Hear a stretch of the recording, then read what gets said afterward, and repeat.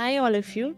So today I have come up with one tip for language learning and that is that when you start making sentences in any foreign language, do not frame sentences in English and try to translate them in the language which you are learning, because the level of these two languages is totally different. You cannot make the structure which you can make in English in a foreign language, and that is the common mistake most of the learners do.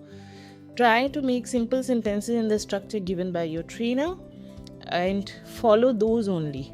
Okay, for example, in German, when we make sentences in present, I ask my students only to make simple sentences like ich lerne Deutsch, ich esse Pizza, ich höre Musik, ich gehe heute nicht, and so on and so forth. When you make these sentences in English and try to make them in German, things become complicated. So follow this tip, make simple sentences initially.